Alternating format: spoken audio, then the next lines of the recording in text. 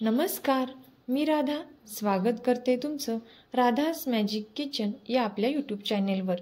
तर आज आपण पाहणार आहोत झणझणीत वालाची उसळ कशी बनवायची अगदी सोप्या पद्धतीने। तर कशी बनवायची यासाठी रेसिपी अगदी शेवटपर्यंत नक्की पहा। अगदी लहानांपासून मोठ्यांपर्यंत सर्वांनाच आवडेल अशी वालाची उसळ। चला तर मग आजच्या रेसिपीला आपण सुरुवात करूया।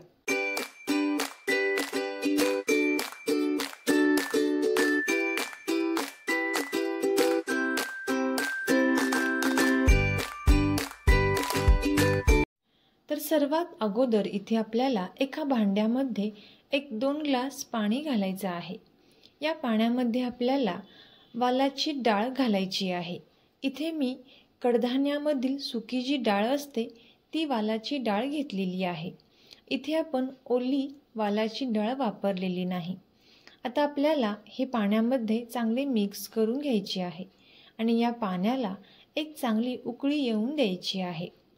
तोपर्यंत जर तुम्ही आपल्या चॅनेलवरती नवीन आला असाल तर नक्कीच आपल्या चॅनेलला सबस्क्राईब करा आणि सबस्क्राईबच्या पुढचे बेल आयकॉनचे बटन दाबा, जेणेकरून इथून पुढच्या छान छान रेसिपीज सर्वात अगोदर तुम्हाला पाहायला भेटतील। आता इथे एक उकळी आल्यानंतर गॅसचा फ्लेम इथे मी कमी करून घेतलेला आहे आणि ही जी डाळ आहे ती छान अशी मऊ झालेली आहे। आता यानंतर गॅसचा फ्लेम इथे आपल्याला बंद करून घ्यायचा आहे। यानंतर इथे आपण एक पॅन घेतलेला आहे।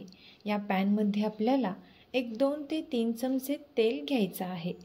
तेल छान गरम झाल्यानंतर यामध्ये आपण एक आडवा चिरून घेतलेला कांदा यामध्ये घालायचा आहे आणि एक टोमॅटो बारीक चिरून घेतलेला यामध्ये घालायचा आहे।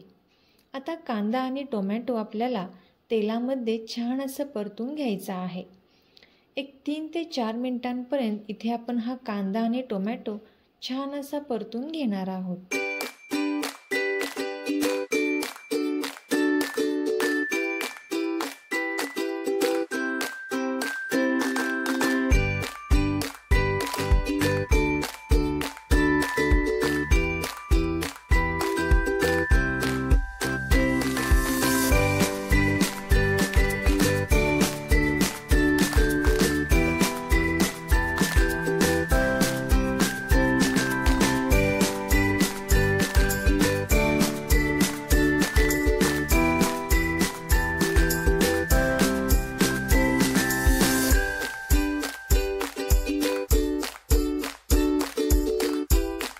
आता इथे आपण कांदा आणि टोमॅटो छान असे परतून घेतल्यानंतर यामध्ये आपल्याला कांदा लसूण मसाला घालायचा आहे।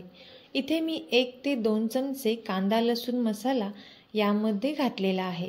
तिखट तुम्ही तुमच्या आवडीनुसार कमी जास्त करू शकता। आता हे थोडंसं मिक्स करून घ्यायचं आहे।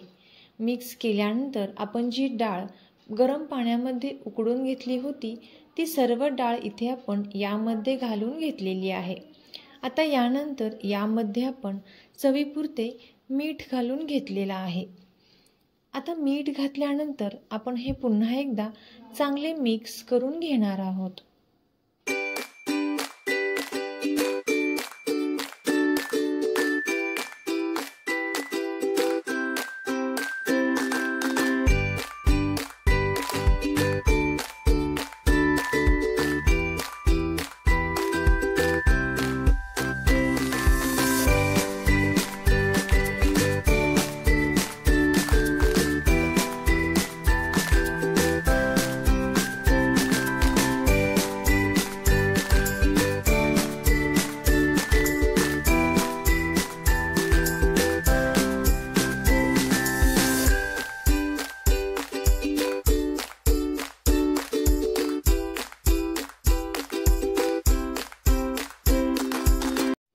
आता हे चांगलं मिक्स करून घेतल्यानंतर यावरती आपल्याला बारीक चिरून घेतलेली कोथिंबीर टाकायची आहे आणि यावरती झाकण ठेवून आपल्याला 3 ते 4 मिनिटांसाठी छान अशी वाफ येऊन द्यायची आहे। 3 ते 4 मिनिटांनंतर पाहू शकता तुम्ही मस्त अशी झणझणीत वालाची उसळ इथे तयार झालेली आहे। तर तुम्ही सुद्धा याच पद्धतीने ही उसळ नक्की ट्राय करून पहा आणि कशी झाली ती कमेंट करून नक्की सांगा. तुम्हाला जर ही रेसिपी आवडली असेल तर नक्कीच ही रेसिपी आपले मित्रमैत्रिणी आणि नातेवाईकांसोबत शेअर करा.